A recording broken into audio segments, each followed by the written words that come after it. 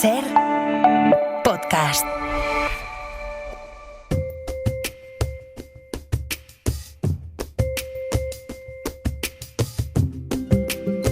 Hoy por Hoy Magazine.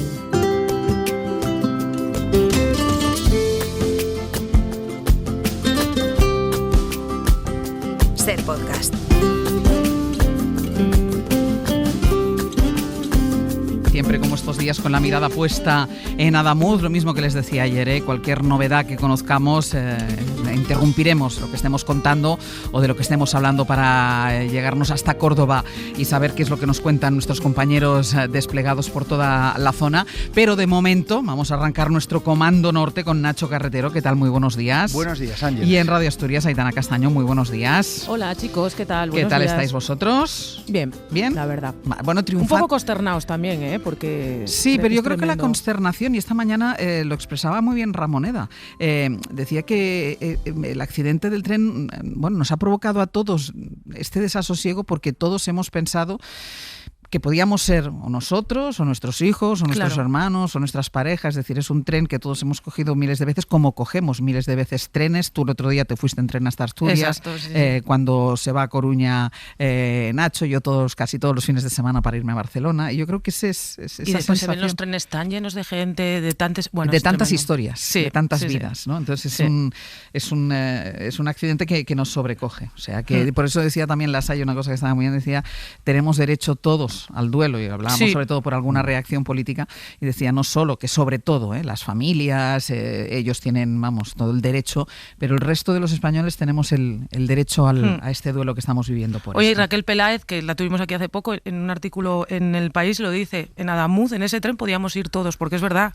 Y lo que tú dices, Ángel, sé que ahora mismo los trenes de alta velocidad en España, ¿quién no lo coge? ¿Quién no tiene alguien que lo coja todas las semanas? Sí, es por eso. Había una carta hoy al director en El País también, que la hemos destacado a primera hora de la mañana, de una chica que hace el trayecto Córdoba-Madrid habitualmente, o porque trabaja aquí y sus padres están allí.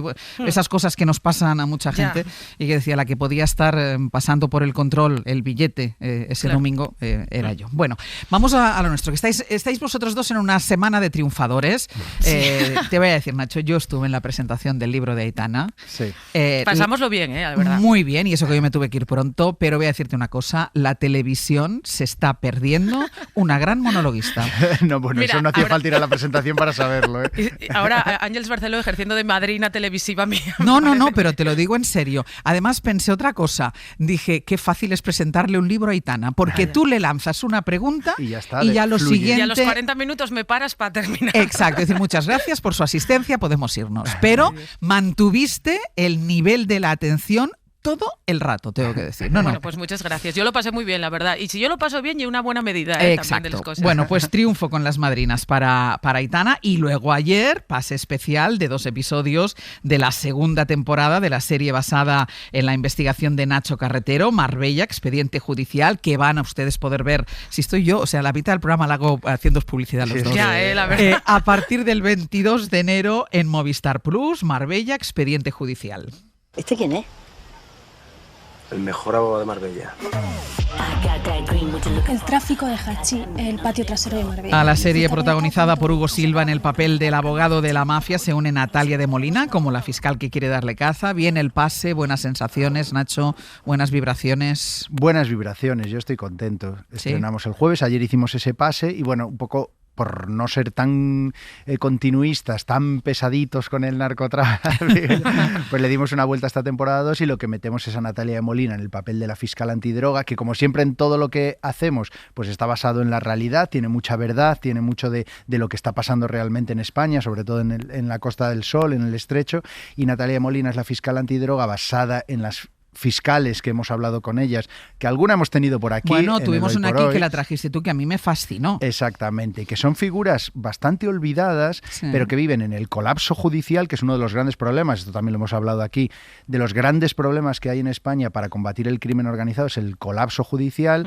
y que en realidad, si os fijáis en ficción, en el audiovisual, no tienen demasiado peso. Sí que hay series policíacas, series de abogados, pero la fiscalía y todo lo que eso implica, y además está interpretado por Natalia de Molina, que la verdad está impresionante, y después que la serie es que es muy entretenida, está muy bien hecha. Fíjate lo que nos pasó, que rodamos una persecución, la verdad es que el Servicio de Vigilancia Aduanera se portó genial, nos dejó helicópteros, lanchas, y rodamos una persecución. Bueno, pues esta persecución, que no habla muy bien del periodismo, vamos a decirlo, fue rodada, se filtró, no sabemos cómo se filtraron las imágenes, antes de montaje, se filtraron y se hizo viral en los medios como una persecución real. Entonces, de repente, yo me acuerdo de llamar al director y decir, a Dani de la Torre, y decirle, Dani, tío, mira esto, y mandarle...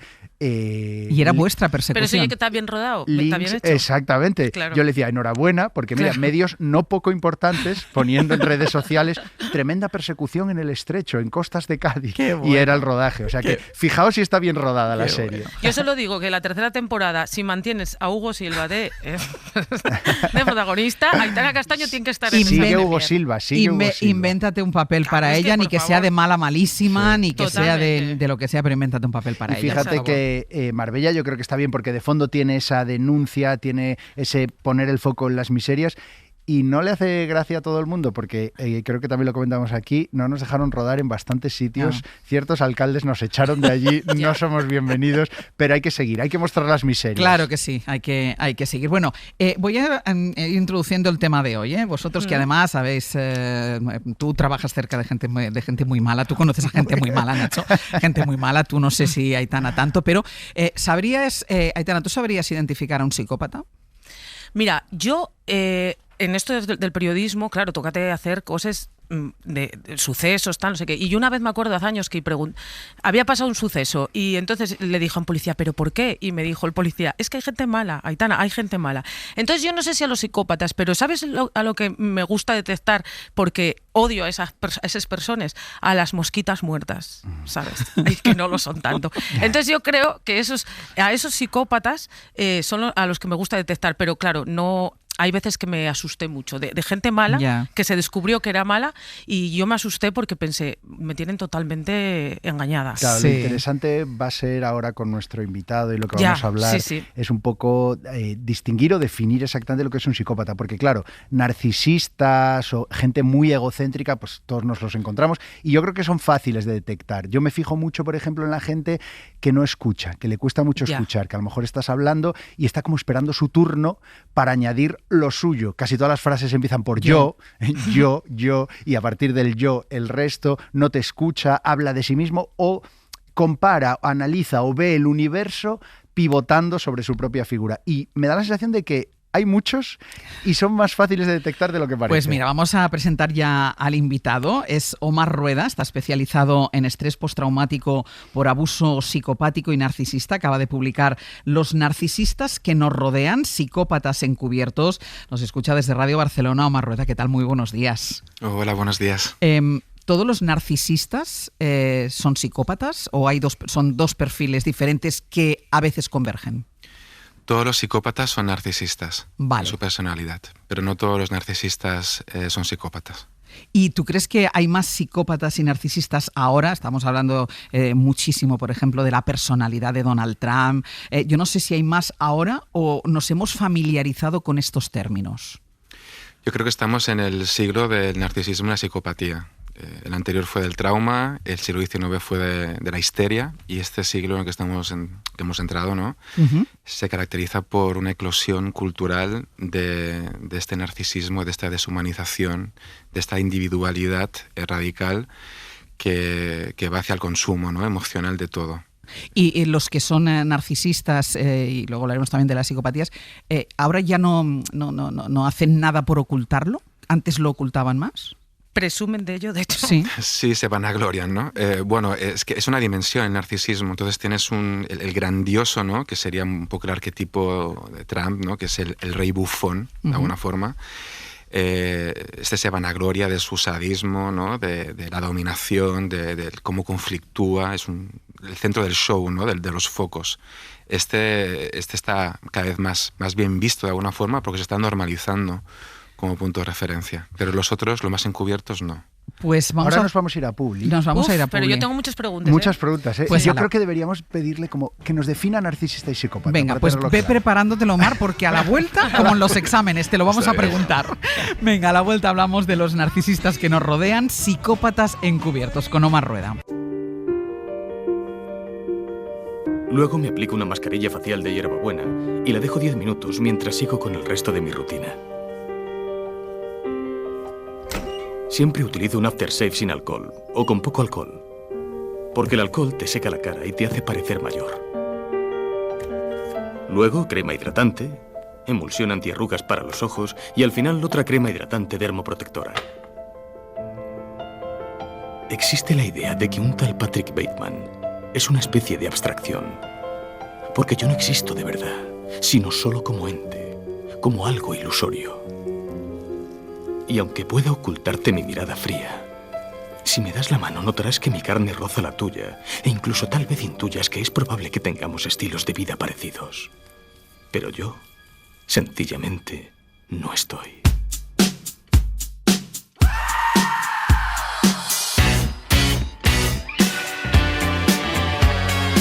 Hoy por Hoy Magazine. Ser Podcast. Esto es El Comando Norte, con Aitana, con Nacho, con el psicólogo Omar Rueda, que ayuda a sus pacientes a superar el trauma de haber sido víctima de abuso narcisista. Escuchamos, lo que estábamos escuchando es un corte de American Psycho que fijó en la mente de muchos la imagen del psicópata como una persona de éxito, a quien su falta de empatía ayuda a triunfar. Así que, Omar, vamos a empezar por lo que te planteaba Nacho antes de irnos a publicidad. Define un narcisista y define un psicópata. Vale, una persona... Hay que diferenciar entre heridas narcisistas, heridas de amor propio que todos podemos tener, unos rasgos marcados, de la patología, ¿no? Del trastorno de personalidad. Hablamos de un trastorno que es egosintónico, es decir, que la persona es consciente de lo que hace, pero no ve problema en lo que hace. El problema está en los demás, porque no tiene capacidad de empatizar con el sufrimiento ajeno. Entonces, el narcisista se compone por las 3 Es, ¿no? Es egoísta, solo piensa en sus intereses, es ególatra, se cree más importante que los demás, y es egocéntrico. Todo tiene que orbitar a su alrededor. Y busca la validación constante, la admiración constante, ¿no? Ese es el proceso que usan para depredar, para manipular, ¿no? A sus víctimas. Son parasitarios en su forma de depredación. Y viene de un trauma de infancia. Es un trastorno que viene de un trauma. El psicópata, sin embargo, es una condición natural de la persona. Es algo más innato que el ambiente, evidentemente, puede modular en su manifestación, pero es algo más biológico, ¿no? Y sí, dime. No, y cuando decías que todos los psicópatas son narcisistas, ¿cuáles son esos puntos en común? Es egocentrismo, es egoísmo y la egolatría, ¿no? Que les caracteriza. Y, no ver a los demás, ¿no? Porque al final llega la falta de empatía, un poco. Sí, pasa que el psicópata es sádico, es decir, se vanagloria por lo que hace, es consciente de lo que hace y además sabe que hace daño y esto le alimenta.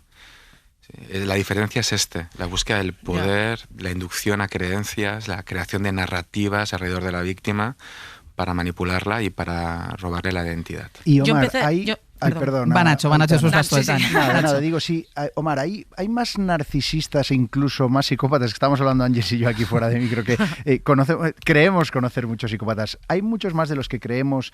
¿Hay ese rasgo? ¿Está más extendido de lo que creemos y están entre nosotros?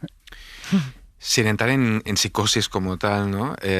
Pero sí, hay más de los que pensamos. El tema es que se esconden muy bien y aunque sean 7 por cada 100 habitantes, esos 7 valen por 40 en su estética de la crueldad, ¿no? Para llamarlo de alguna forma. Y lo que influyen en el grupo, ¿no? Y porque siempre están en estatus de poder muy elevados. Porque son personas que buscan ese poder, ¿no? Alguien empático, alguien más sensible, alguien más normativo en algún aspecto, no tiene capacidad de sostener lucha de poder, competencia y demás, ¿no? Un psicópata, al tener más inhibido, ¿no? Ciertas áreas del cerebro, duerme bien por las noches, entrando en conflicto constantemente con sus oponentes.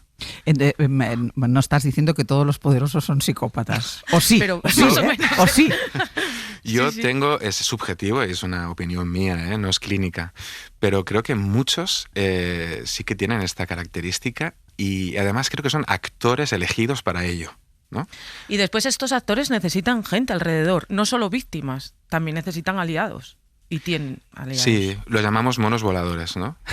Gente manipulada. Sí, pero dilo por qué es, Omar. ¿Es por, no sé, por qué película o por qué libro es? ¿Por El Mago de Oz? Sí, por ¿puede ser? el Mago de Oz, sí, Exacto. de cómo manipula, cómo de alguna forma lava el cerebro, ¿no? A esos monos que son los que ejecutan las órdenes de esa bruja mala, ¿no? ¿Y esta gente manipulada es consciente de que o sea, estos monos voladores, no las víctimas, que ahora hablaremos de las víctimas, pero esta gente que rodea al psicópata, que es gente manipulada por el psicópata, ¿ellos son conscientes de que están siendo manipulados? La mayoría no. La mayoría entra en la narrativa desde la desviación cognitiva, desde la manipulación, desde esta premisa que utilizan, ¿no? La mayoría de esos perfiles de o estás conmigo o en mi contra, ¿no? Está todo muy polarizado para ellos. Entonces, hay muchas personas que por miedo, por facilidad, por ignorancia a veces, se posicionan al lado del más fuerte y van dejando aislado al perfil que en principio es el más débil, ¿no? Omar está en todo momento definiendo como a Trump, ¿no? Sí, pero Parece. más allá de Trump es verdad Algún político. que te habla Omar y todos nos vamos a alguna persona que hemos Sí, conocido total, alguna vez en la sí. vida. Es A inevitable. las víctimas nos cuesta identificar a los psicópatas, los perfiles psicópatas. A todos, porque a un narcisista grandioso lo ves de lejos, ¿no? Es grandioso, ¿no? Ya. Es imagen de perfección, de poder. Pero al psicópata clásico también es impulsivo, también lo puedes llegar a reconocer, es más antisocial. El encubierto es muy inteligente, entonces incluso adoptan imágenes de mediocridad, ¿no? Tienen familias mediocres, tienen posiciones mediocres. Nunca dudarías de alguien así. Y sin embargo, por detrás está ejerciendo pues ese poder, ¿no? Claro, eso que se dice, ahora voy contigo, Aitana, perdona, eso que se dice, yo lo digo muchas veces, yo prefiero a la gente, aunque sean malos, pero yo prefiero a la gente que viene, viene de cara, que la ves venir. A un psicópata no lo ves venir. No, son estafadores emocionales. Los identificas normalmente cuando el daño ya está hecho. Y normalmente cuando el daño ya está hecho, tú como víctima has perdido tu identidad, tu autoestima, tu autonomía y tu red de apoyo. Estás realmente en un agujero negro. Aitana. Yo le decía, yo me puse a leer el libro de Omar con el secreto temor de reconocerme, ¿sabes? Digo, a ver si voy a ser yo de repente mala, pero ya después me di cuenta que si me lo pregunto ya no.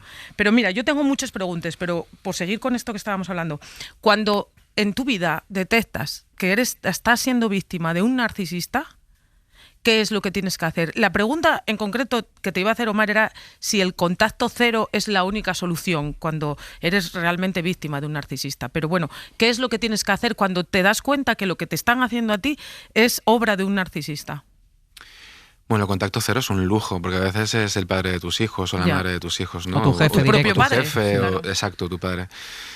No, hay que tener claro cuáles son tus límites, ¿no? y afianzarte en eso, distanciarte en la medida de lo posible, ponerle nombre a lo que te ha pasado y explicar tu verdad. Es un derecho fundamental y aparte es lo que rompe la disonancia cognitiva. O sea, confrontar. No con él directamente o ella, sino con el entorno, contigo mismo. Es decir, que la narrativa, recuperar esa narrativa identitaria que nos han sustraído. Lo que pasa es que lo que te hacen los narcisistas a veces no lo puedes explicar, no sabes explicarlo.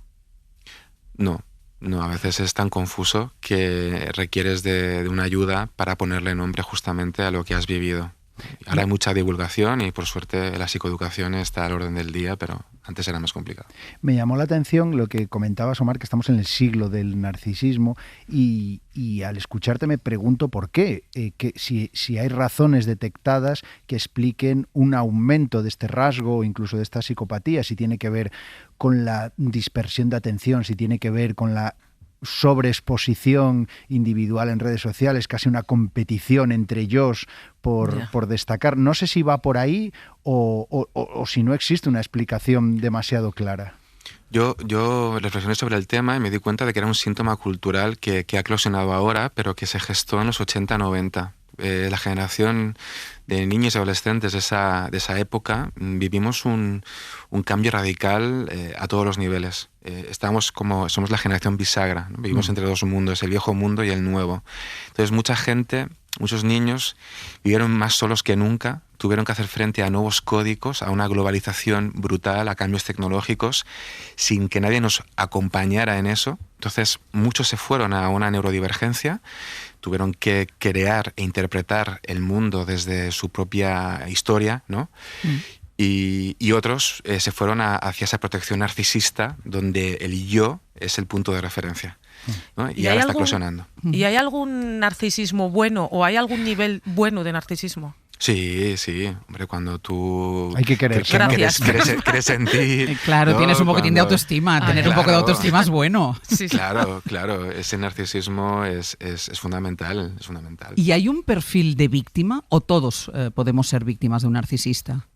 Es decir, el narcisista no te elige por quién eres, te elige por lo que le puedes dar. Entonces, según sus necesidades en ese momento, elegirá un perfil o a otro, ¿no? Si busca poder, pues si tienes poder te buscará. Si busca sexo, pues sexo. Si busca que le vanaglories y que le llenes el ego, pues hacia ese lugar. Entonces sí que hay perfiles empáticos, sensibles, perfiles muy inteligentes, que son o que han normalizado el abuso, que tienen amnesia, ¿no? por su vivencia de vida, suelen ser como elegidos por estos perfiles. Es decir, hay gente que puede salir de las garras de un narcisista, pero volver a caer en otras. Sí. Por ejemplo, el perfil TLP también es muy elegido por el psicópata y el narcisista. ¿Qué es esto? El trastorno límite de personalidad. Son personas que viven muy fuerte las emociones, la culpa, se autocastigan muchísimo porque, al final son muy conflictivos, ¿no? Y claro, cuando caen con un narcisista, el nivel de manipulación, de distorsión es mucho más elevado y un narcisista se alimenta mucho del sufrimiento del TLP. Claro. ¿Cuándo llega la psicopatía a la violencia? Porque muchas veces en el concepto así general entendemos psicópata como alguien violento. No necesariamente lo es, eso creo que más o menos ya se va entendiendo, pero en ocasiones sí. ¿Cuándo se llega a la violencia? Normalmente es violencia simbólica, ¿no? Y no llega al acto real cuando hablamos de psicópata encubierto. Pero el clásico sí que llega a la violencia, porque es muy impulsivo. Son los que están en la cárcel, la mayoría. ¿No? Hay una diferencia entre el clásico y el encubierto. El clásico tiene una inteligencia por debajo de la media, aunque se cree muy listo, pero no lo es. El encubierto sí que tiene altas capacidades. No altas capacidades como tal, sino que tiene un QI bastante elevado y por ahí ha aprendido a trasladar esa necesidad, ¿no? de hacer daño o esa impulsividad. Pero esa necesidad de hacer daño y esa violencia llega cuando se le contradice, cuando no salen las cosas como él quiere, o puede ser una violencia que viene de otro lado. El narcisista sí. Cuando lo criticas, cuando no consigue lo que quiere, es como un niño pequeño, ¿no? Que entra en cólera. Pero el psicópata no tanto si lo contradices o no, eso le da igual. Su motor es el sadismo emocional. Él quiere que tú llegues a un punto donde te culpes tanto que no es que agradezcas el maltrato que estás recibiendo, sino que llegues como a aceptar que lo mereces. A normalizarlo. Sí, mereces ese castigo. Quiere llegar a ese punto de ruptura interna. Aitana. Antes decíamos cuando, o sea, lo que podrían hacer las víctimas, ¿no? Pero ¿qué suele hacer el narcisista cuando ya he descubierto? Porque tú dices, muchos están en la cárcel. Pero claro, yo me imagino que cuando es descubierto, quedará solo. Y no sé si hay niveles de depresión, de suicidios o de, no sé, entre los narcisistas. Bueno, cuando es descubierto, él ya al principio ha hecho una campaña de difamación encubierta para prever ese momento de descubrimiento, ¿no? De quitar la máscara, para que la narrativa global vaya en contra de la persona que está señalando. Todos están manipulados ya. La víctima ha sido difamada. Pero bueno, cuando esto no ocurre, o cuando el narcisista ya es muy mayor y ha perdido su poder, su capacidad de manipulación, sí que entran en una depresión, porque tienen cierta emotividad. ¿Y el narcisismo o la psicopatía se pueden curar? Tú tratas con gente víctima de los narcisistas o de los psicópatas, pero ellos, yendo a terapia, ¿se curan? No, ellos empeoran en terapia. Porque aprenden a manipular mejor, aprenden a crear mejores narrativas, más convincentes, más empáticas. Sí, ellos o sea, se les da más herramientas, por decirlo de alguna manera, de manera involuntaria, pero se les da más herramientas. Exacto, es que es egosintónico, es decir, ellos no tienen problema con lo que hacen. Pero entonces no tiene solución ese trastorno. No. O sea, rasgos muy marcados de narcisismo en la persona, sí, se trabaja en terapia. Una persona que es muy egocéntrica, pero que sabe que es egocéntrica y le duele ser egocéntrica y lo vive mal, ¿no? Esto es lo que se trabaja en terapia muchas veces. Pero el trastorno de personalidad no tiene cura, es un trastorno de personalidad. ¿Y cuando lo detectas, se detecta de muy pequeño? ¿Se puede detectar de críos? No, es peligroso porque la adolescencia es un momento evolutivo donde hay mucho narcisismo interiorizado, se construye la identidad, ¿no?, de la persona y hay mucha rebeldía, mucho conflicto, porque sí. Entonces, claro, se tiene que diagnosticar pasado esa etapa evolutiva. ¿Y se puede educar a los niños para que no lo sean, para que no sean narcisistas? Hombre, sí, claro, porque eso depende del tipo de crianza que tú les des. La sobreprotección enfermiza o un narcisismo familiar interiorizado es lo que provoca que el adulto al final tenga ese trastorno. Pues como seguramente a los oyentes les ha pasado como nosotros, que nos hemos quedado con ganas de más, el libro se titula Los narcisistas que nos rodean, psicópatas encubiertos, de Omar Rueda. Omar, muchísimas gracias por haber estado con nosotros. A vosotros, a vosotras. Hasta luego. Adiós. Nacho, Aitana, hasta la semana que viene. Hasta el martes. Chicos, beso. cuídense. Chao. Chao. Para no perderte ningún episodio, síguenos en la aplicación o la web de la SER, Podium Podcast o tu plataforma de audio favorita.